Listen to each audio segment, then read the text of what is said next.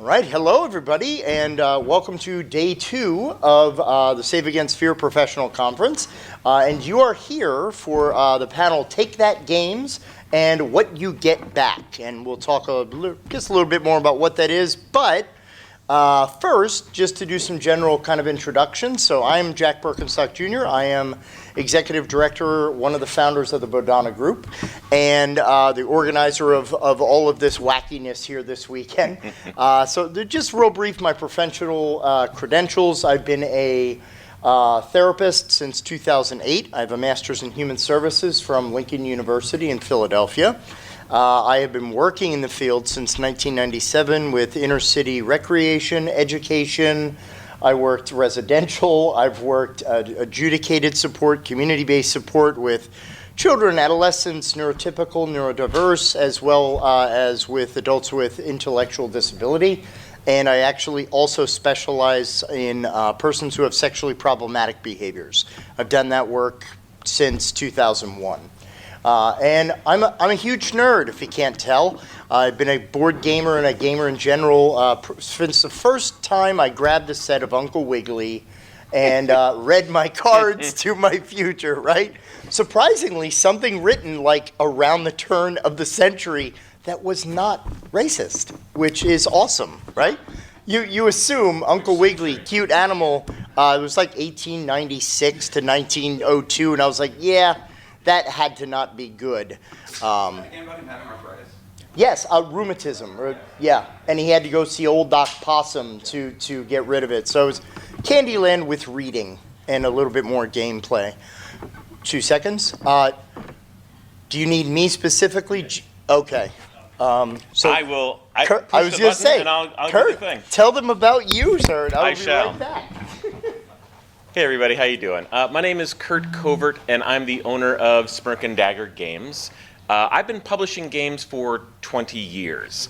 A lot of that was concurrent with my job as a marketer for Fortune 500 companies. I was with an agency, and for 14 of those years, I'm particularly well versed in this topic because I made nothing but stab your buddy games, take that games, and we'll cover exactly what those mechanics and things are. But what I loved about it was I loved the emotional roller coaster that take that games take us on. They tend to be more emotionally evocative because people will shake their fist and curse your name, but they know you're gonna come back and do it right back to you as well. So I just think that's fun, and so I specialized in it. I really do. I've worn every hat for my company. I up until 3 months ago, I've been a solo company. So for 20 years, I've done everything that Smirk and Dagger can do. But it's been a really interesting thing. Recently, I have broadened. Once I went full time, I had to have games that appealed to more people than just stab your buddy games. So I've now done cooperative and abstract strategy, deeper strategy games, party games, all sorts of things. But my first love really is backstabbing game, just because. Man alive, I love it when your games connect with you just more than mentally. But it's true of now all my games, though. I do try to find the emotional center, whether that's through a thematic, whether that's through a mechanic. I want to create an experience around a game that's more than just mental. I really do look at games as entertainment, in the same way that we go to the cinema and our emotions get pulled in. I love it when games do that as well, and the pieces disappear to the actual experience of the game. So that's just something I really enjoy. And now, let's see, is this going to advance us? It does. Well, I can't talk to that. Oh, but good. I always say I am nothing without my timing. So yeah, just in general, in case you were not aware, the Bodhana Group, we offer a lot of very, very different services. And most people kind of assume, oh, Bodhana, you're the RPG people. No, we're the tabletop people, right? Here is an image of one of the things we do. This is a community group that we ran. Was an agency based in Lancaster called the Tommy Foundation of Lancaster. And their whole mission was, unfortunately, they're a nonprofit that perished during pandemic. So many nonprofits just poof, gone. But they supported families and persons who were experiencing autism. So what we did was we set up a monthly board game group that met, and it wasn't come and game with the autistics. It was, hey, it's a community board game event. Come. We had trained staff in case of either shutdown or meltdown or any behavioral issues. But we didn't project that that's what it was. And here's one of my favorite stories just to highlight some of the things that can happen during a game. Hey, raise your hand if you've ever read the rules to a board game and then discovered halfway in that you were playing it wrong. All right, good. It tracks as usual. That happened in this game. We were playing a game. I forget even what game it was, but she picked it off the shelf. She's like, "This looks cool." And we went, "Yeah, cool. Let's play that." And then we were reading. I was like, oh, "Crap." Hey guys, bad news. And the look of terror on Mom's face when I said, "I think we're gonna have to start over." What she was afraid that, like like that old Animaniacs thing where she was gonna like Katie Kaboom, right? No, she just went, "It's a game, okay."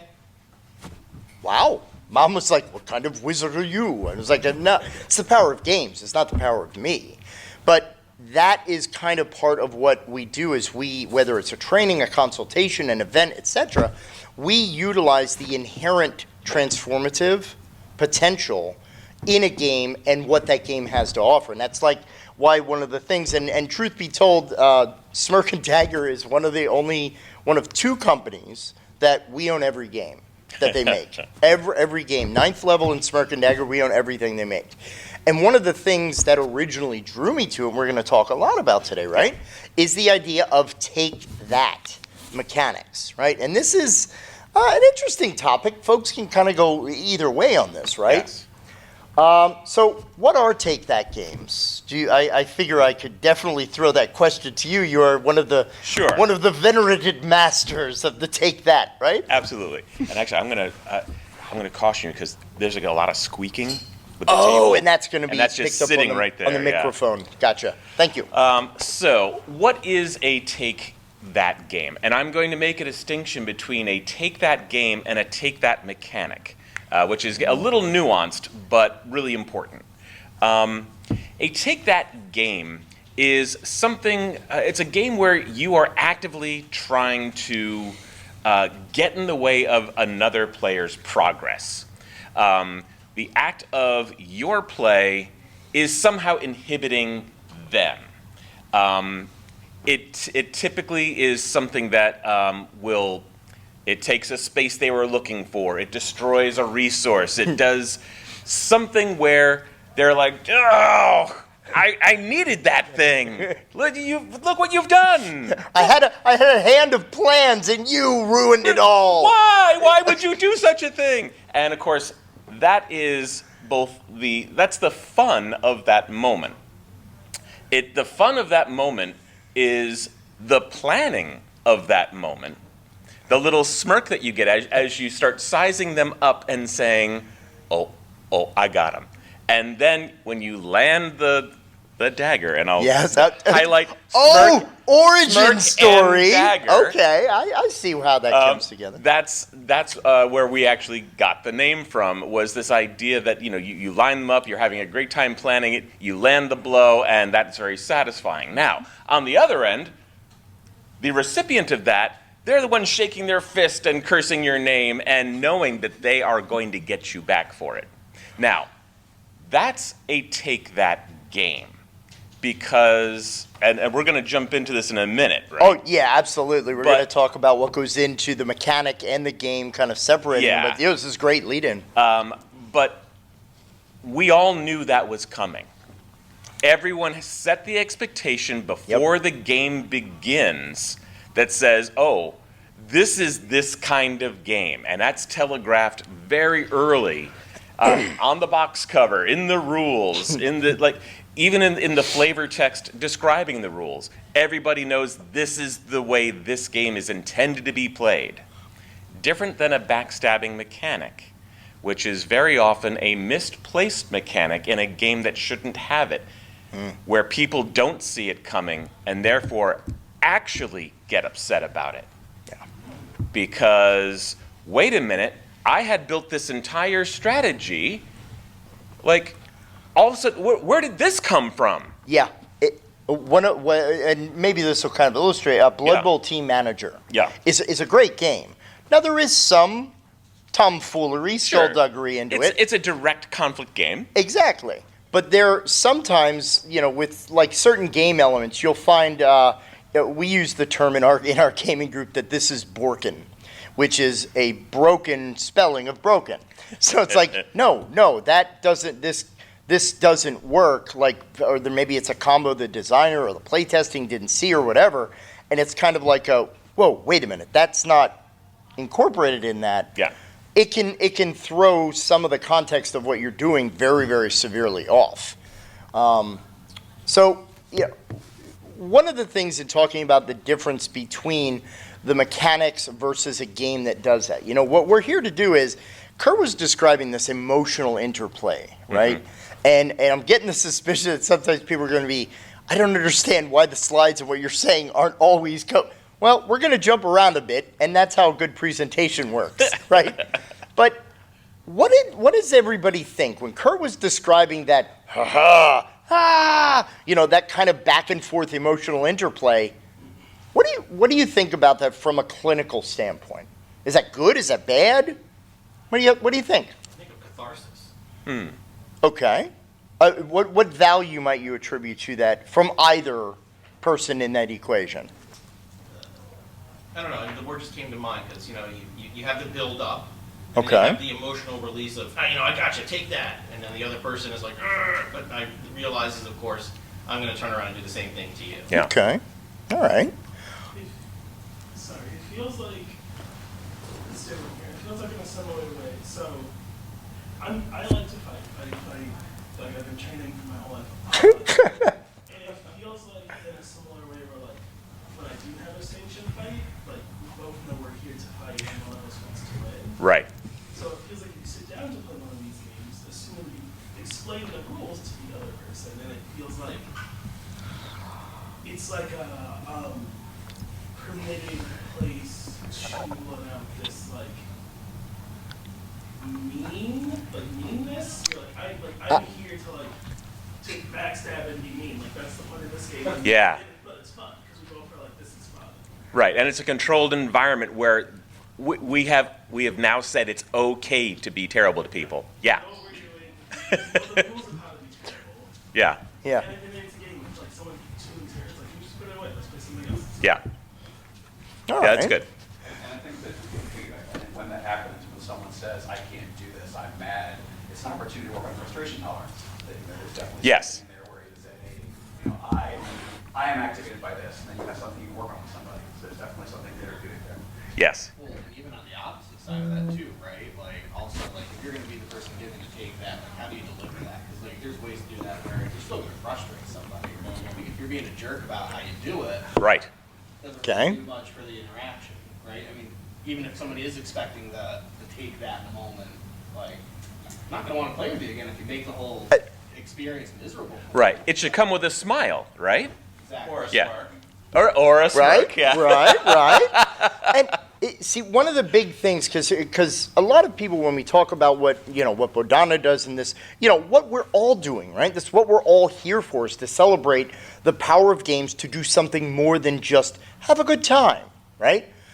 One of the first things that you do, and I have to confess, it has not ruined my enjoyment of the board game hobby, but I do have to flip a switch in my brain that stops skill analyzing every board game I play. And I'm sitting there with my good buddy Cap, and like, excellent game. And he'll look back, because him and I do the training, and go, yeah, great core decision-making mechanics. Very nice. And we're like analyze our friends like, could we please just flip and play? And we're like, sorry, we can't turn it off, right? But that's what you need to do is look at the game and say, okay, it's a fun game which is going to bring people to the table, but we are focusing on some of the core essential skills, and that is the mechanics, that is the theme, that's all this thing that we've talked about. So when we talk about some of the core take that skills, and you've identified a few of them here, but these are some of the base core skills that we can get out of playing one of these style of games, right? Are there any that anyone feels that we may have missed? Again, I always joke this is not story time with Uncle Jack and Uncle Curt. You can read, but you actually got a lot of them. yeah. I think it feels like it taps into that sort of fairness, resentment space. Oh, Yes. okay. You're able to sort of, after you're able to disarm the charge of expressing your outrage about fairness. Yeah. And you're able to sort of get even in a way, or socially sort of supposed to forgive. And you don't allow playing that resentment forgiveness space. Yeah. The wah-ha-ha factor. Ah, Yes. Yes. Very nice. Very nice. So the way that I talk about that is there's a reason why humans, when they go to see a movie, cheer for the villain. Like Darth Vader is like he's a cool character, and as much as we're supposed to be like, ooh, he is legitimately terrible, but Bad we're also guy. like, he's badass because he doesn't care. He does whatever he wants. Yep. And there is a power in tapping into being a villain. Oh yeah. Well, what do we refer to it sometimes as the shadow self. They used to use a different term for it, which I don't appreciate. A passenger of some sort. So it's just this idea where isn't it kind of part of moral development in a way that we explore? You want to look at me because I'm the bad guy, right? We love it. What's one of my big jokes? STD, Schaefer the Dark Lord. He's a nerdcore hip hop guy. Has a whole song about being a supervillain, and he's talking about villains get the best lines. They have better costumes. They're your costume's stupid. Mine's badass. It's a great tune. But within this, looking at all of the different skills, right? I mean, like Curt said, you nailed pretty much most of them that are in there. And as games get more nuanced and as design gets more in tune with this idea of putting intentionality in, we're going to see more of an evolution of this. It's kind of like now all the people who played board games and role-playing games when they were younger are like, well, I'm a therapist now, and I want to design some games with some of this intent, because this is how games help me. And so we have to analyze what's out there to help better utilize it, I guess is a good way to work. So I think we might have covered this one already, Curt, but I don't know if we can go through the finer of Sure. how Take That Game works. I literally jumped right to the front of the. Sorry. No, it's good.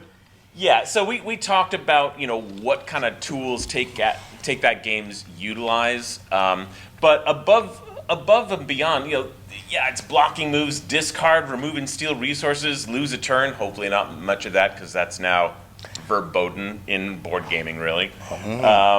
Emotional rewards. Wait, hold on, we got a reaction. You don't. Lose You a don't turn. agree? It is the lowest of the low. What do you love about that? It's just I don't know. Even if it happens to me, I'm like, "Arr," Okay. Yes, you get that reaction, but in general, I think modern board gaming has well, it's no one likes to sit out and wait. And so if you can provide a reward and a punishment that is different, it's usually just better for the flow of the game. I think is the general idea. But Kind of like Uno, where you get skipped. correct. And of course, Uno is more of a mainstream game versus a hobby game, modern game. But yes, Yeah, and to be fair, I'm not quite as like, okay, I lose a turn, whatever. I grew up on lose a turn games, right? We all did. Yeah, that Yeah. was so the evolution was a more elegant weapon of a more civilized time. Well, and now turns take longer in a lot of games too. So that's the bigger problem. Truth. Yeah. Yep. Yeah. Yeah. Yeah, and again, we kind of covered the basics of these things. This isn't really a whole lot of the meat and potatoes here of what we're doing. And we talked about some of these mechanics, but I like going in with just some of the way, like it's not just I hit a blue card in Magic and I counter your spell or I knock out what you were trying to play. There's some other take that, like, hoisted by your own petard or my petard or whose petard, right? So these are some other mechanics, I guess, or Yes. different gameplay ways. Yeah, and what you'll notice, with deception and bluffing, with hidden agendas, a lot of these things are all about the surprise reveal factor. Like, even in a game where we've said, oh, this is going to be happening, we don't know when. That is actually what's responsible for the emotional quotient. Is we're going along, everything's going smoothly, and then someone drops the bomb, and you're like, Right. whoa. And in that moment, you didn't see it coming, you didn't know it was coming for you, and now it's landed, and you're like, ah. Well, Yeah. and also it's not only that you don't know when, it's you kind of also don't know how. Or who? Or who, right. And again, there's going to be a number of games that we talk about, and a lot of them are from the Smirk and Dagger catalog. But one that I know I did not include that I love is The Menace Among Us. Sure. Which is kind of like, it actually came out concurrently, but it's basically like Among Us in a board game fashion. But it has this great mechanic of, you have someone who's a saboteur, and they're there to blow up the ship or kill everybody on the ship. But you also balance that with a role that you're playing, which brings some role playing into it. And I've had people play it like a LARP, Yeah. which is insane. But the greatness about this is, with all the variety of the cards that you have, and you play your cards either below deck, which is face down, and if people didn't shuffle in enough cards because they needed to draw or they wanted to be sneaky, there's an AI called Emma, which adds random cards to the deck. Because it, again, no shade on Werewolf, thank you, Ted, but don't we always have that awkwardness in that kind of game of that bluffing social deduction where you're kind of like, I don't know who the hell we're going to hang. It's day one. What are we going to do? But in a game like Menace Among Us, you played a card. Hey, there's at least 3 positive cards in that deck. Not me, man. Because it yeah. gives you the plausible deniability of throwing a random card from an other source in there. Right. So, and the other thing is, that you mentioned the role playing in that game. As the doctor, my job is to heal, and that it sounds wonderful. And if I'm the doctor, I really can, lend aid to a player who's been injured and heal them. If I'm the villain and I'm the doctor, I still want to heal you because it costs us oxygen that we all need to live, and the oxygen's running out. So I'm actually healing someone to burn another resource and cloaking what I'm really doing. So again, and we'll get into this, but with all of these things, there's a wonderful. You're building behavioral funnels in games. Yes. But yeah, and let's see, we got shifting alliances. Shifting alliances is one of the nastier feeling things, because in a shifting alliance mechanic, we need each other to actually move forward in the game. And we hitch our wagons together. And therefore, when someone acts selfishly to uncouple us and send you into a wall so that they benefit and you crash, Yeah. that feels particularly bad.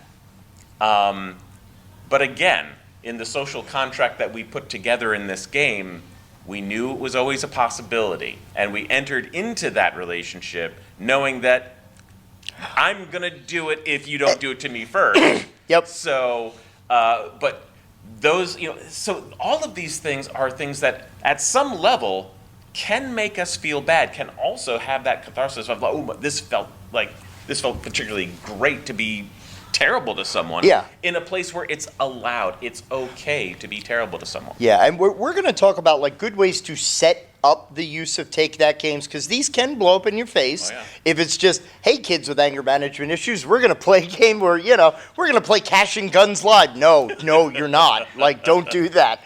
Thank you for the people who know that game.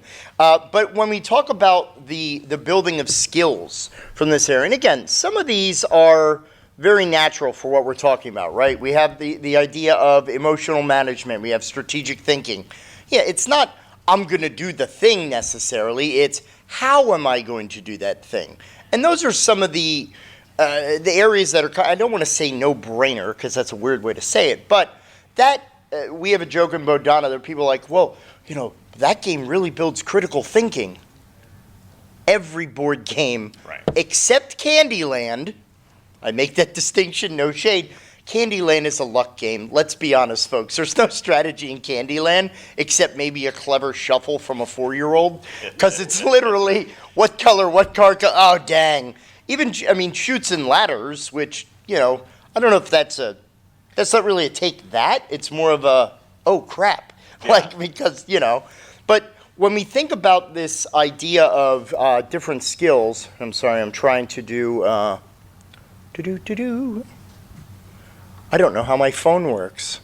Yes. So I think one of the things is talking about negotiation skills, because I think we're going to see a through line, and Curt alluded to it already, this idea of constructing a narrative. So we talk about narrative a lot in RPG, and when I'm talking now about things like negotiation, right? What narrative, like, what do you think of that concept? Are we just kind of throwing out? Playing a role-playing game, it's very easy to conceptualize we're building a narrative. No crap, Jack, we're building a story, right? Yes, we started in the kingdom of Huzadorf or whatever. Yeah, obviously there's a story, right? Board games. What do you think about that idea of we're creating a narrative while we're playing a board game? I'm not talking about a storytelling game necessarily, Right. Yeah. because that, obviously, before there were stars, yeah, you're building a story. Mike? That reminds me of when we were at the ICDL conference, Yes. and Adam Davis brought Ravine. It was the first time we played that. Yep. And I don't know if you played Ravine. In Ravine, the idea is that everybody is crash landed on an island and you have to survive until rescue comes. And so you get a ticket, so you're a passenger on the plane, and it gives you, your name and an item that you have that you can use during the game. And because me and Jack and Adam are all therapeutic game masters, we played this card game as a role-playing game. We looked at our ticket, and that's my name. I am this person, and this is my background, and we're stuck Right. on this island. So rather than just, drawing a card and you lose 1 health, we told a story on our turns, and it made that a really rich experience. Yeah.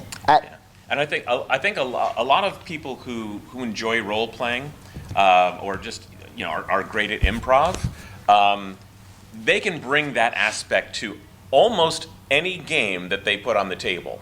As a game developer, I can tell you that for those games that value the thematic of the game experience, they are building in a story flow arc. They actually intend to take you on a journey, on an experience, and deliver it consistently. And very often, the mechanics, the reward systems and the punishment systems are actually in there to create behaviors that can reliably be replicated. And it may not be at the same time, but you are going to be taken on that journey. And the narrative aspect of the game is actually pretty important. And therefore, it gives the players the tools to lean into that. And quite honestly, we mentioned the example of the the doctor who is, doing something nefarious while it looks like they're doing something good. Well, that mechanic is there so that as they're doing something that is negatively impacting us, they can highlight what the positive side of that was. And so they're choosing. That's almost, it's not role-playing, but you can lean in and do that much heavier. But even if your comment is on like, guys, I'm really sorry.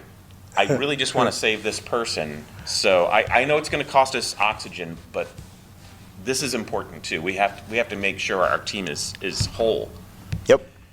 So but that takes us on a story arc, and it gives people a little bit more emotional investment in the experience as well. Yeah, because the play-by-play, and again, I want to use an example that probably doesn't seem narrative, right? How many chess players in the room? Okay. How many serious chess players in the room? You ever go back and look at a chess match as it's recorded in the series of movements? Okay, for some people, right, it's like reading stereo instructions, which I find quite fascinating. But there's a story in that recording, right? You're seeing like, oh, at this point, this is where this started to happen, right? There is a narrative. There is a story of the flow of play. And I think that within the Take That games, I think that narrative and that structure of the play and the progression of play is probably more important and more impactful in like just a basic resource management game. Go ahead. I mean, as we're talking about this, it just makes me think, I'm coming from an agency that primarily uses DBT as their modality. And like the thing that really sticks out to me here is I feel like we could pretty easily add mindfulness just as a skill in itself to this Yeah. list, right? Especially if we're talking about games of shifting alliances, especially if we're talking about games of calculating when to make, that smirk and dagger move, so to speak, right? Like, one has to be able to really be aware of what they're feeling, how they're feeling it, and how they're going to portray that to the other people at the table. Yep. And it's like, Well, that's part of the emotional management piece is because again, I'm from a certain generation, whatnot. I use phrases like, you trying to knock me off my spot. Kids are like, no one says that anymore, Jack. And I'm like, yeah, okay, truth. But when you think about that whole idea of knowing from a DBT lens, I'm having this reaction, this is how that reaction is impacting me, right? And that also has some bearing for like things like REBT and a lot of other, essentially all treatment is, how do you feel? What did you do? Can you do something different? How do we maintain that pattern? Congratulations, you've just been trained in most to all forms of therapy. But this idea of the emotional management piece, it also speaks to that dealing with resilience, dealing with adversity, the table flip moment, right? Of someone like, sitting there in some games, most games, we've all had that feeling of, screw this noise, I've lost 8 rounds ago, why am I delaying the inevitable? But that delaying of the inevitable is important. You can't walk away from or give up on all of those experiences. Mike, you had a hand? Yeah. And then I know you had a point. I hope I didn't push it out. Back on the mindfulness thing Yeah. and the emotional investment and all that. And one of the things I love most about role-playing games is you get that aesthetic distance. It was your character. Your Yes. character is upset. What advice would you have for your character? So when you're having fun, it's you did this, and when there's something hard, it's like your character. So if we can bring that to take that game, it wasn't you. I think that's. Doctor is doing that. Yeah, I think that's really a valuable insight. You're right. The addition of that distance between character and player allows us to do a lot more things and still not have like actual feelings get hurt. Oh my God, we're going to talk about Behex because I added it to this iteration of the training. Yeah, there was a game of Behex, which we'll talk about, where I got absolutely steamrolled. Like, this guy just had the right cards, the right play, and I could do nothing. I loved every second of it. Now, because again, the narrative, we've all had those high five moments, and even those moments of like, oh, dude, you had no chance. And learning to laugh at those moments seems like, it's a game, so why is that important? No, we're still, whether it's simulated or a realistic engagement, our brain still learns from that management. Like we've learned that the power of AI, I know it's fake. I'm not really standing on a 76-story skyscraper on a plank, but Jimmy's plank experience terrifies the hell out of me in virtual reality, right?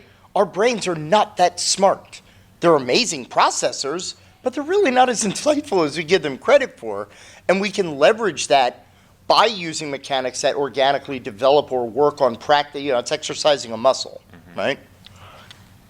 Yep. Yeah. Brains take a lot of shortcuts that Too many. can be manipulated. Yes. I like the pause before that. Your brain has a lot of shortcuts which can be manipulated. That's very sinister. Yeah, and as it relates to specifically Take That games, like some of the most important things that when it's really a Take That game, not a misplaced mechanic, the social contract and the reciprocity, those are the two things that work in concert that really deliver a successful experience in a Take That game, because we knew we were getting into it at the outset. Yep. We talked about it as a group. That's what this game is going to be about. Therefore, you're going to be doing it, and it's going to be done to you, and we all understand that. Yep. Great. And it's not just all coming at me. Like, sometimes when I feel ganged up on, right, that's another real feel bad moment in a board game, and can happen in Take That games. Very easily it can. Yeah. But the idea that I can then give it back is the saving factor. I can feel bad now, but again, the social contract says I'm going to give it back to you. There's not a sense of hopelessness or really feeling like oh, no one likes me at this table. It's part of the game, it's part of the social contract, and I will have a chance to return it. So those are the key things. Yeah, and so, I mean, kind of going along, is that actually a wonderful segue, my how about compadre? Yeah, it's almost like we planned it. There are risks or challenges, limitations to Take That games. There are some things, and I absolutely love this slide from Caddyshack. Obviously, with any type of use or application, we have to make sure that we are using that technique, because technically this is not its own modality, right? We are not here teaching board game therapy. Board game is a delivery system. It's a method of delivering or working on therapeutic or clinical target goals, or capacity development. So some of the challenges we obviously have to look at is the child or the client or whomever we're working with, the age and the developmental level. The number printed on the box does nothing to reference developmental level, maturity level. It's barely even cognitive level if you think about it. I have 10-year-olds who post on BGG about the broken mechanics of Abomination, right?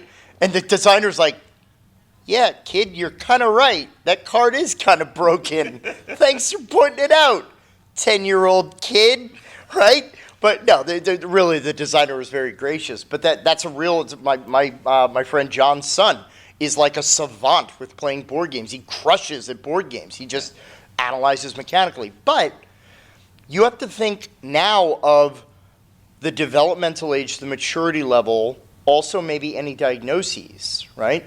And this is a flipped coin experiment or operation, because on one hand you may say, oh, the person doesn't have the skills to do this. Well, you kind of don't know if a person's going to be able to swim until they get in the water. So maybe, and again, I would say that in fairness, there are degrees to Take That, either as a mechanic or a game experience. So always we give and we probably put it in every training, play the thing before you put it on the table for a client. I know that sounds obvious, but we've all planned for our session 15 minutes before our session, and we're on the shelf, oh, what the hell can I grab? What the hell can I grab? And then, you grab it, and then you're like, oh, crap, boom, blew up in your face, right? It's a risk, but it's also, on the other hand, I need to provide an opportunity that's going to help this client work on this. So it's a double-edged sword. And sometimes you want your client to fail. You want them to struggle, right? There's a reason why there's rubber in the ends of pencils, because mistakes are part of the learning process. And we want to not rob people of that moment. You kind of alluded to it, dogpiling. Yep. That's a real thing. It's a super bad feeling too. Yeah. Yeah. And it can really ruin it. I mean, again, we're not going to read through every single one. I think we're having better organic conversation around these points anyway. I did want to kind of highlight, though, when we talk about this polarizing idea, I've always loved the whole point of, there are varying high and lows, but I really like can you be, quote unquote, mean? And are you being mean? Mike, you're smiling. I've got kids who are, when they're newly symbolic, and we're, doing pretend play, just starting to explore, your dad or, conflict, fights, right, that kind of stuff. And it's like, I'll start off trying to be the good guy. They're like, no, you be the bad guy. I love being the bad guy, but can they be the bad guy? I'm the bad guy because that person was mean and they took my... No, and it's always, I get really excited when a kid can shift in and be the bad guy. Right. Because that is really empathy and understanding somebody else's place.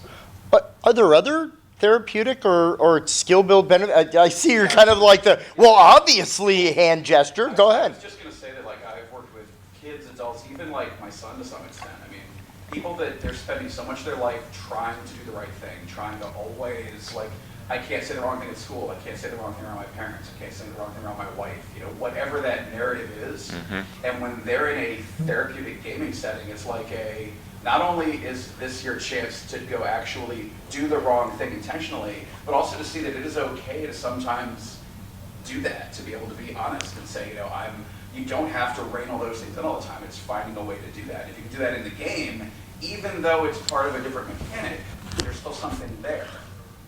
Well, and when we say being mean, could that be, again, everything is on a scale. Yeah. Right? It's not, oh, you're being mean. Maybe what I'm saying is impactful to you, which doesn't necessarily say I'm being mean. Maybe I'm telling you a truth that is uncomfortable for you to hear. Can that feel mean? Yes. On the other hand, maybe to one client, telling them or encouraging them to be mean or express even, dude, that I know it's part of the game, but man, you're really on me today.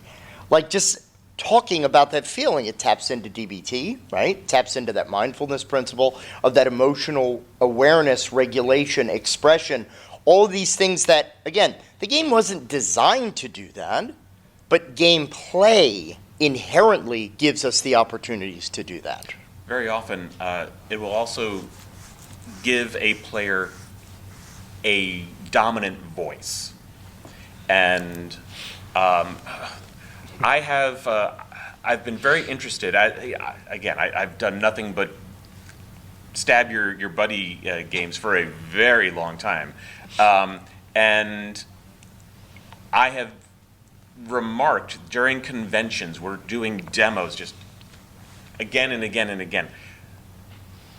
Some of the players who have engaged most, been the most quote unquote mean and vicious at the table, have been tween girls, young girls who are find their voice and do relish the fact that they are able to do something terrible to someone, and it's okay. And that's really interesting. Yeah, it sometimes people are through whatever reason, right? They are prohibited from that kind of thing. If we look at something as simple as, boys work through it, girls are encouraged, traditionally speaking, for emotional expression, Come on, tell me all about it. Yeah, I don't care. Give me that wrench. That's a difference, in the way that we teach people emotional expression. So games provide some of this opportunity, and there are ways to set the deck. Again, none of this, I believe, is an earth-shattering concept, right? But I think that there is a uniqueness to how we can utilize games that incorporate this style of mechanic, right? Now, the other thing, too, about a Take That game is that, and the highs and lows of the game. Very often, most games are built so that the feeling of the game is there's a slow build, we go up to here, and then there's a little resolution at the end that creates a little emotional peak, or a drop-off if you'd lost. These types of games are emotional roller coasters. Throughout the game, we are having highs and lows throughout the game. Yeah. And that's one of the interesting things, is that you really feel like you're on an emotional journey in this game, because it's not just once. It's not just who won and who lost. It is a whole bunch of winning and losing throughout the game. And it's a way to really work that. Yeah, and so when we talk about weaponizing this, quote unquote, which I think is a good way to refer Sure. with this style of game, there are always considerations of how we're going to help make this a more successful prospect. Ways that we can, not stack the deck, so to speak, but yeah, maybe stack the deck, right? So one, and I think we've kind of highlighted this so much, do not spring a Take That game on a group without letting them know what is at stake. Right. Everyone here, I hope, how many people in here are role players as well as board gamers? Most of the room? Most everybody. Okay. Yeah. Now, how many of you use a session 0 for your board games? I knew it. I just knew it, Austin. Right? We don't attribute the idea of session 0, and you all raised your hand, role players, so is there anyone here that does not know what a session 0 is? Please explain it to me. Oh, sure. So session 0 in a role play is where we sit down at the table and we develop that contract for the game experience. So we talk about what we want included or not included in our game, what kind of story we're going to tell, what to expect. That's typically where we discuss our consent mechanic tools, what our triggers are. I don't know if you're doing pick, squicks, X, if you're doing lines and veils, X card, script change. Go ahead and read the Monty Cook free consent book. It's beautiful. But I don't even think we acknowledge the idea of consent-based mechanics in the board game hobby. Because we think, well, it's more of a fixed linear experience. Right. So, no. What do you mean that theme? Like, oh my gosh, I can't remember the zombie high school game. Oh, Student Bodies. Thank you. So Student Bodies. It's an awesome game where it's like, hey, see you, good luck with them zombies, dude. I got the key. Bounce, I'm out. But maybe you have a player at the table that doesn't like that imagery or doesn't like that thing of zombie, and people are like, well, it's the game. We need to be as conscientious about this experience, or maybe the person doesn't like Take That as a mechanic. There are games that since I'm designing games now, I've never used the phrase, this game sucks. I will say, it's not my thing. I don't prefer that mechanic. There are games I can't play. Magic. My brain doesn't magic. But some people emotionally or procedurally or experientially, you want people to enjoy the game because that's part of what gets them into this. So setting that expectation, it is part of utilizing them successfully.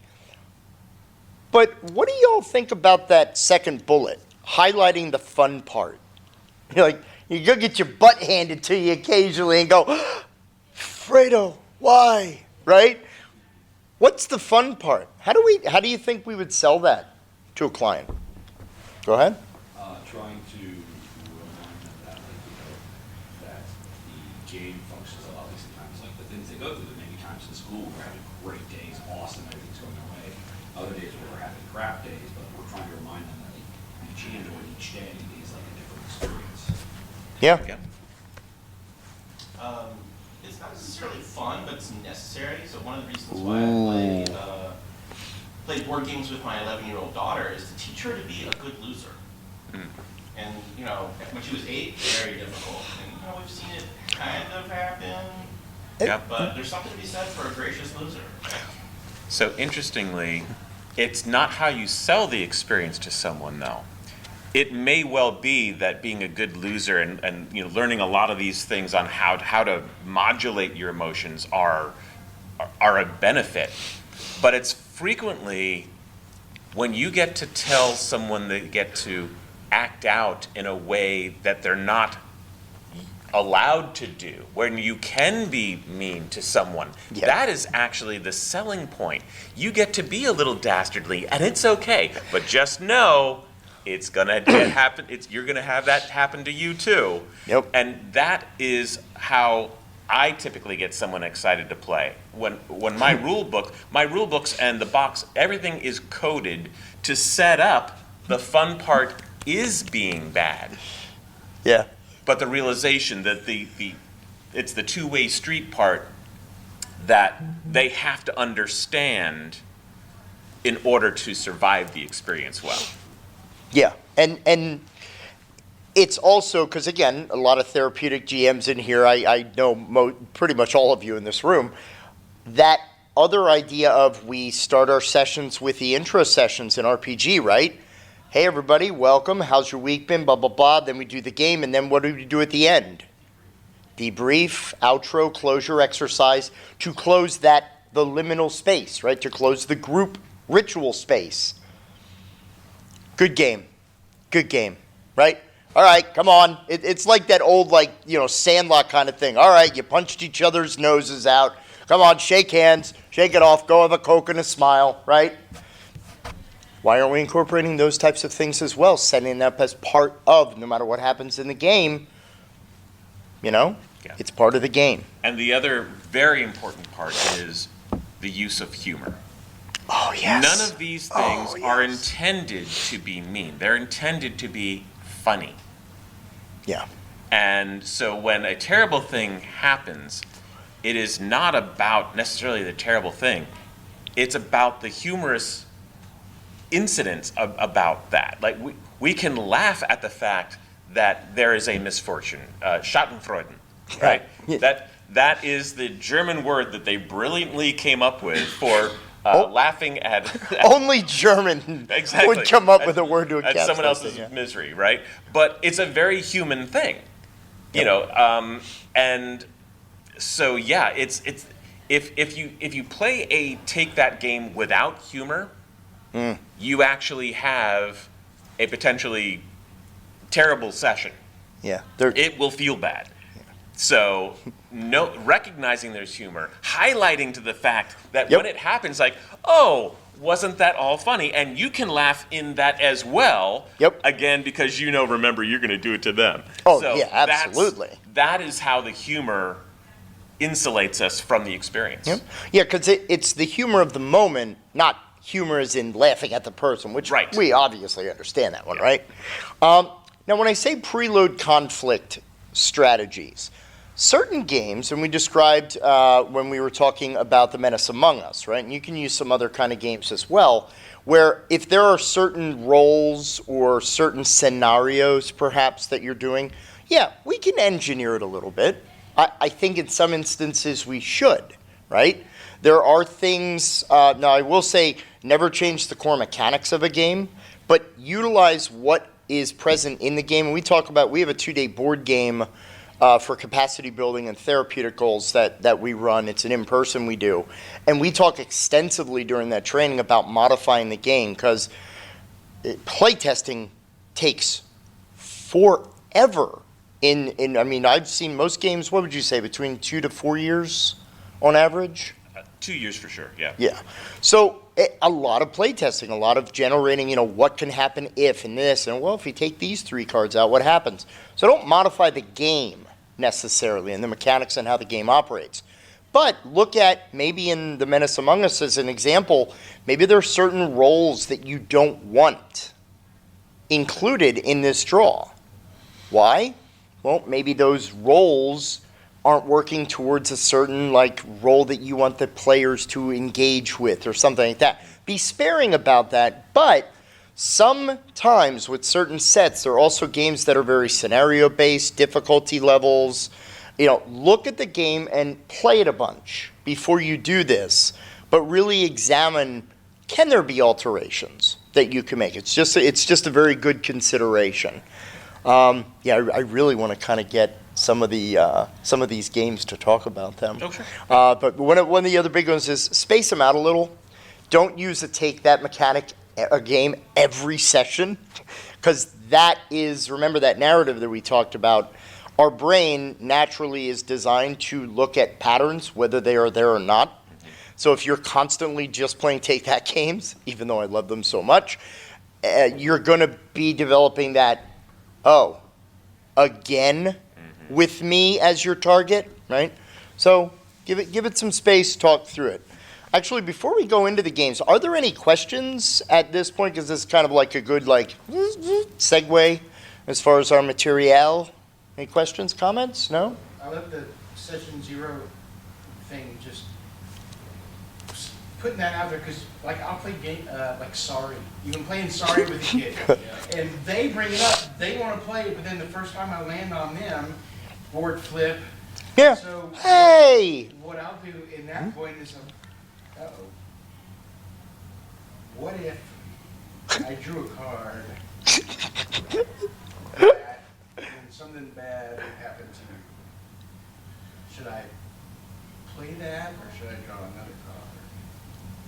And so, if you know that that's going to be too much, I still want to get to the discomfort and be able to hang there and see, to like the emotional weightlifting, right? To be able to, how can we stretch this out, build some resilience? So I'm constantly adapting games like that, but I never thought, and it seems so natural now, we're playing Sorry. I could, at the beginning of the game, do that thing that I waited until it happened. And Sure. say, Right. what if we're playing, and I get a thing that sends you back home? And then that way they can, so we're getting to set some boundaries, some safety, but we're still getting to want to bring the feeling up. So that I've always just done that like in media res, and it's like that way. Right. And quite honestly, what I would do is I would empower that tool, turn it around. What if you get the opportunity to land on me and send me home? And they're going to be like, oh, that'll be fun. Oh, okay. But just realize then that I might do that to you too, and that's still okay.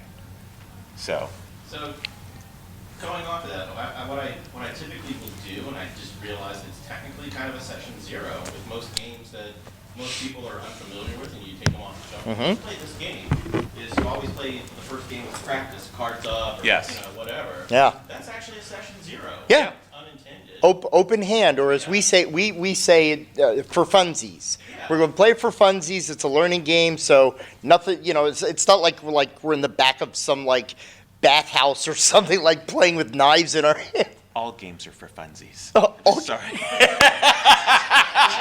Last night, me, Woody, and Tim were playing some trick-taking games. We played a couple of them in a row. Tim, do not play trick-taking games. Oh, no, never, never. Shark. It's A very nice shark, but It's yeah. uncanny. So, He missed out. We also played a really good game last night. Good. Yeah, Alice is missing. Oh. I got to play that last year at Save, but so in the first one, Tim, we switched games. It was still a trick-taking game, and Tim didn't completely understand the rules, so he made a couple of bad plays. And on the second one, Woody caught that. Oh wait, this isn't like you. You're like a freaking genius on this. So Right. do you understand this rule? He's like, oh no, I didn't get that. And then Woody said, well, do you want to just make this a practice game? And I'm like, what, is the next one for money? Right. And Tim was like, yeah, that's just... All of a sudden he gets his World Poker League sunglasses on, like, pulls out his mirror 10% of shades. games, we're playing this, oh, this is for practice, but the next one That's for real. is for Yep. Well, and when mistakes. and when you talk about games again, being very selective about what take that, I actually found a better example of a way to kind of do this. So, Roll for Your Life Candyman, which is a great, very quick play game where you basically have gingerbread men, and that's actually kind of a weird through line to some of the earlier Smirks of destroying gingerbread men cookies. But it's a very nice kind of fast-paced dice game. Now, I find it interesting, and please correct me if I'm incorrect on this, the take that is still random. It's the die. It's not a making necessarily an active decision, right? It is the targeting of who you're coming after. Right. So the how, it's a different way of selection rather, than the mechanics completely drive. It's a very cool, fun, quick game to play. I think we're at the point of discussing, so we've already kind of mentioned one of them. Oh, yes, everyone's mostly introduction to Take That mechanics. Sorry. I don't. Table flipper. Yeah, Yep. classic table flipper. Built into the title. Yeah. Yep. Sorry. Not sorry. Yeah, pretty much. Yeah. But I. No idea that was coming. Oh yeah. Wow. Sorry. Is it Take That game? Who knew? But I also have included, like I had said, a couple of Smirk and Dagger titles, which I think are very, very well. The company is emblematic Sure, of them, yes. but. Go ahead, tell them about Dead Last, Curt. So, Dead Last is very interesting. Rather than a social deduction game where we're trying to find the hidden traitor, this is a social collusion game, which was a term that I came up with to try to really explain the psychology behind it. You are trying to get people to, without being overt in their communications, actually collude on who they are going to kill at the table every single round. And you have to be part of the majority. And though if you tip your hand and you let the person who's the target know, they're going to be able to then defend themselves and take you out. So this, by the way, is the game where I have seen those young girls like merciless at this game. But you are forging alliances. You're like, oh, we are totally. Oh, let's, yeah. let's You gang- and me let's- against the oh, world, we're gonna buddy. get- and Yeah. meanwhile, I have signaled the rest of the table that it's actually Jack we're coming after. I'm going to target by touching the carnation in his lapel. Right. That's a nice flower, Jack. Glad to have you as a partner. So it was all based on the idea of a tontine, where I love how David's reactions are great. so for those I of myself what a tontine is, because I thought it was something different. well, so essentially that's where we've all kind of lumped our fortunes together, and it's all going to go and benefit the last surviving of our group. Well, that of course can lead to some very unfortunate situations. Hey, do you want to get that thing off that really high shelf for me, Oh. good old buddy, old Yeah. pal? Oh, let's see, you died on your Yeah. on your thing. Oh no. Yeah. But in any case, what's really amazing about this game is the constant negotiation and betrayal, where you lie to their face about who is going to be the target. Now, this obviously is super funny when you get to conspire against someone else, but this is like a dog pile. It's an intentional dog pile. And therefore, you have to let players know that this is coming. Yeah, and it's very in your face, so it's also very unavoidable, Yeah. right? But it's also quick. Right. So, you know what? And if you get eliminated, guess what? In about a minute and a half, you'll be right back in it and doing the same thing to other people. So that is really the... Yeah, it's like a quick sting Yeah. kind of a thing, which is awesome, right? So yeah, great game. It is actually, we have the title in our library here if you want to check it out this weekend. Survive, Escape from Atlantis is a very classic game. Escape from Atlantis is the new word. It used to be just Survive. Yeah. I actually have the classic version and the new. It's absolutely gorgeous play. Basically, volcano is erupting. The island is just breaking down. You got to get your people from the island to one of the corner islands before everything sinks underwater, or a whale crashes through your ship, or a sea serpent. Sure. Yeah, happens, sharks. And it's one of these where to some degree it's random of like what's going to happen as the island is sinking, but some of these things can be targeted by the players. That's right? the thing. So you're trying desperately to save all your people, but the game gives you the opportunity to be all the monsters.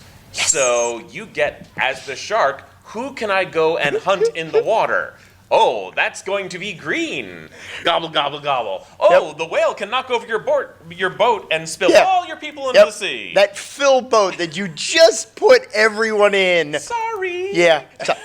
Sorry, not sorry, right? Yeah. So it's another great classic game, and again, back in the day, it was like, the components are definitely more modernized now, but it was actually pretty good way back, like the wooden whale tail and all the pieces. I love it. It's a beautiful classic game. Very easy to pick up as well. So it's like meeples. They are, yeah. Pretty early on. Well, the newer version has meeples, pretty much, yeah.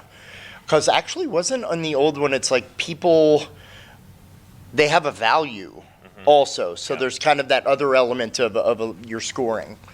Glorious Behext. Well, I'm going to let you talk a little bit about this.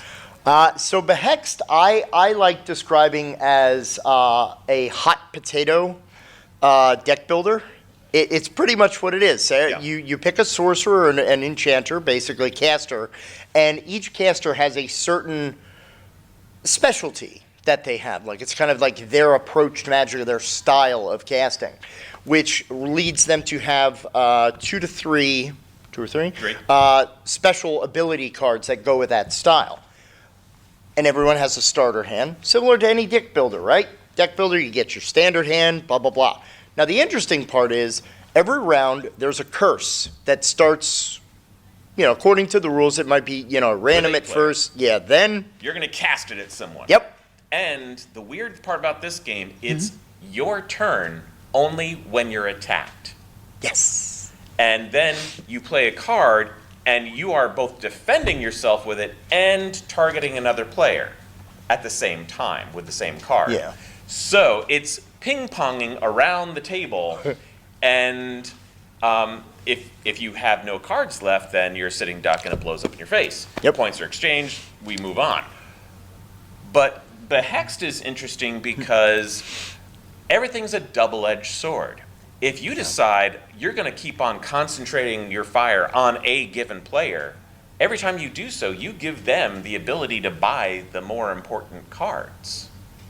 And you can buy the super dazzly things, but they're going to cost you cards out of your hand that are busy protecting you.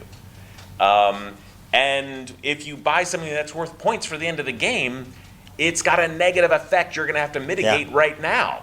So all of these things kind of come together with risk evaluation.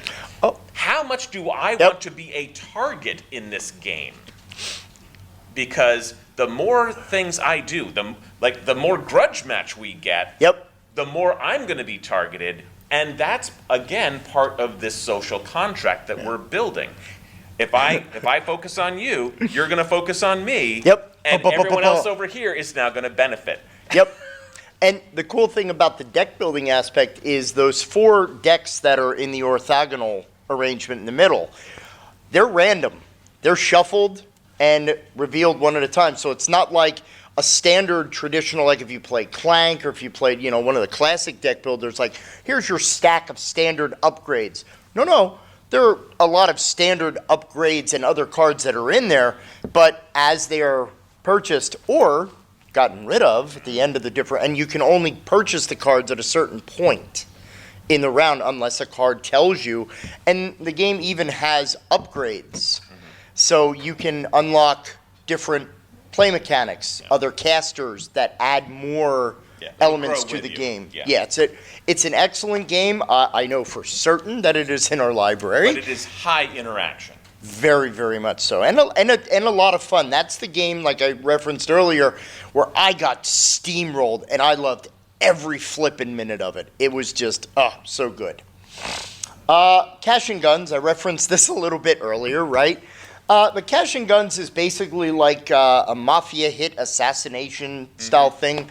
Cash and Guns Live, it's a really fun game to play, especially if you have good space to play it. There are different ways to play it. Some people play it like LARP, where you're around a room pointing guns and you hide behind stuff. Sometimes you just play it at a table, so it's like the end of a Tarantino flick. But again, it's a lot of that risk-reward. It's similar, I guess, in a way to Dead Last, but it just does it differently, right? So similar, but still different. And well, you have to go back to one of the absolute classics.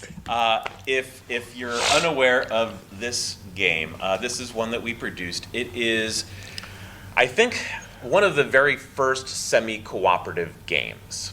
And I built it as a social experiment, as well as a fun game. It is a game where you must work together to survive getting out of this dungeon. But the only way to win is to land the most killing blows on the most creatures. So you are going to have to betray other people, interrupt their attacks, keep them from killing creatures, doing all kinds of things to like slow down the progress so that you can land the final blow. And that means you might all die because we mess with each other too much. Yeah. It is a game of behavioral funnels, honeypots, right? I am going to give you a really rich decision tree. Like, you will personally benefit for doing terrible things. But at some point, you have to say, guys, we must work together or we are not going to get out of here. And you're like, yes, absolutely. We have to do that now. Yeah. But at some point, who is going to break that trust? Yeah. What is going to be a rich enough reward for them to do so? And will you all lose because you have all been terrible? Or is someone actually going to come out as a victor? It is a brilliant game. It is fascinating to watch people play it to see where their breaking points are and how they interact with one another in terms of negotiating. Like, can we actually try to win this? Like, stop with that. Why are you doing that? But even further, though, so it's not static mechanics. It is very dynamic in the sense that the Cutthroat Cavern that you are going into is built randomly from scenario cards. And they're very different. It's not just whack the monster, whack the monster. It might be, well, the monster attacks every third round, and this monster attacks like the highest hit point character versus this one hitting the lowest hit point character, or the person who went first in the initiative. Or very often, it's like, whoever hit it the hardest is going to get attacked. Oh, well, then I'm just gonna like poke at it with a stick. I don't want to actually hurt the thing. I don't want to get hurt. But if you don't, then you're all going. It'll just keep on attacking. And then there's like random risk reward ones where you're like, I think there's even one that's like a memory. Where you have cards laid out and you have to, and like, there's so much going on in the game. And actually, was it 35th anniversary recently? Yep. 35th anniversary is just with updated revised rules. Was was actually the first Smirk and Dagger game that my wife and I bought, and because we love just handing it to each other in games, like, it's just amazing. We fell in love. We have every expansion, the bigger, the bigger, badder, meaner box or whatever it's called. So excellent title that plays very well. It's also great because if you have like players who are very into the fantasy theme, if you're running D&D style games, it's a very cool thing that also exemplifies teamwork. Because you might be like, well, how do you mean like you have to work together? The difficulty of all of the rooms and all of the monsters is set initially in the game by the number of players entering through the threshold. And it doesn't matter how many people die along the way. It gets harder because they're all set for 6 players if you started with 6 players. Yeah. You might want them to all die. It's an alternate way for you to win is if you're the last one standing.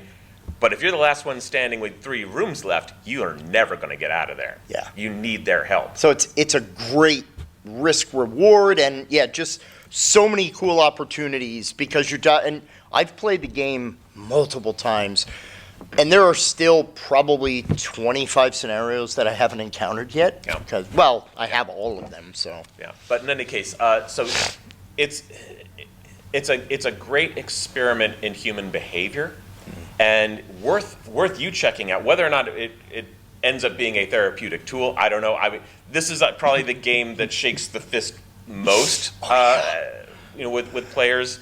Which I was shocked that you came to me and said, I actually see some uses for this game. Yeah. That's shocking, because normally this is the game that people hold grudges, for years. Yeah, it's just one of those, like I said, that whole, we need to work together, but not that much together. But, it's like, oh, now you need me to get it. What about last round when you nerfed my, 100-point attack by halving it? And there's even a mode where you can choose qualities or skills. Mm-hmm. There's an expansion, so you can customize your character in the game. Spotlight on Smirk and Dagger. Those are all the games. Okay. Yeah. So the weird thing is that in the last 6 years, I have done very little backstabbing game. I've done co-op games, abstract strategy, party games. Mm-hmm. Like that's most of what I've done recently. But I do actually have one coming this year, which is called Mischief, which is a card game about fairies and trickery and sabotage. Ooh, that is a new one to me. Yes, it is. Well, you know what? You can come by and try. Anyone can come by and try it over in the hall. I've got the prototype, and it is an anti-set collection game where you do not want more than one of a given fairy. And of course, they have all interaction. Each fairy has a different tribe power. Nice. And it all comes together nicely. Yeah. But and since there are a lot of role players. I was just to say, AP? Yes. Adventure Party is a game that we have coming out in spring of next year. And it is a weird one. It is a party weight guessing game that delivers a pretty robust role-playing experience. And those words don't make sense together. So what that means is there'll be a little scenario card with a paragraph beautifully written that says, "The dragon's about to attack. What do you do?" And what you do is you're going to announce your plan as your character. I'm a dwarf. I've got this magic item I'm going to bring into battle, and I'm going to smash the dragon in the face. Now you're going to roll the die behind your screen so no one knows what you rolled. And now you're going to describe what actually happens based on the roll that you made, so that the GM, the guess master, can guess as close as possible what you rolled. So it actually trains people to describe their success and failures in a way that is consistent with that leveling from 1 to 20. And of course, rolling a 1 is hysterical when you describe how terribly that went. And rolling a 20 is very heroic, and then the tough part is like in between. Like yes, because you can't kill the monster on that 20, because everyone has to be part of the round. Right, but how do you describe an 11, which is just barely a success, and how do you differentiate that from a 13? Like, you have to narratively tell the story of what happens so that you can clue that in. So it's very interesting. Yeah, I actually, truth be told, there was a demo for Free RPG Day this year that I actually used in a therapeutic setting with our 10 to 14-year-olds. It's a fairly new group. So I was kind of like, okay, let's see how this helps them, understand. They were doing D&D at the time for their choice. So I was like, all right, this is going to help them understand the narration and the numerics of the dice, as well as help get them into character.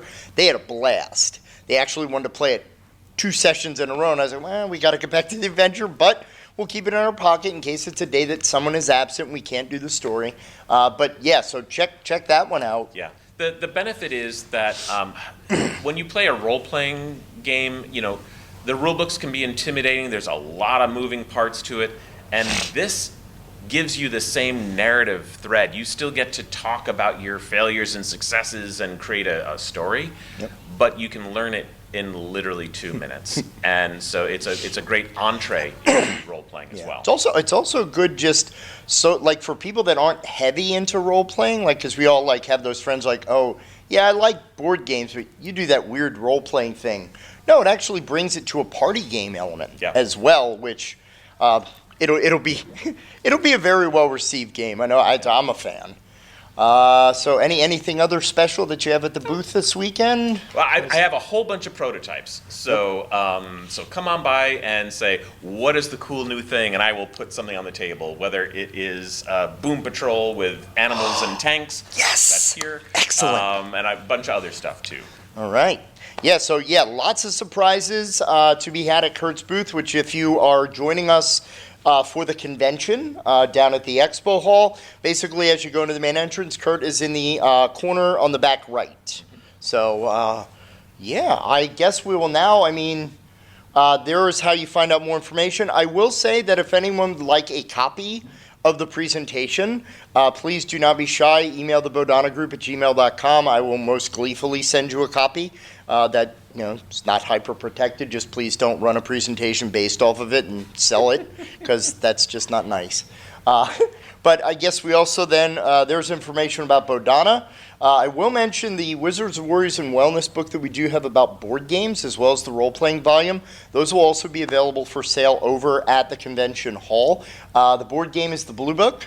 The yellow is the RPG, and they're basically primers on how to, it's a good way to explain to parents or an administration that doesn't game about how to bring game-based programs into your company, because they could be a little, but that is kind of it on the PowerPoint slide. I did want to, with whatever available time we have, kind of open it up. Any questions, comments, anything? Yeah, you mentioned the cool new stuff coming. What about the old stuff? Like where might someone be able to get a copy of Menace Among Us? Sadly, we took it out of print, and it was kind of it was dead on arrival, because at the time it came out, the distributors had changed the way they were buying games without telling anyone, so it launched and didn't go anywhere. While it did recover and I did sell them through, there was, if your game doesn't launch and you see the sales arc immediately in 6 weeks, it's not going to go anywhere. And sadly, we just got caught with really bad timing in a situation, so it's risky to bring it back, even though I love it to death. I will be stopping by to see you then to recommend alternatives. Well, we do have a 10-minute semi version of it. It's essentially the Alien game in 10 minutes. It's a 3 to 8 player game. Right now, it's loosely called "It's Killing Us One by One."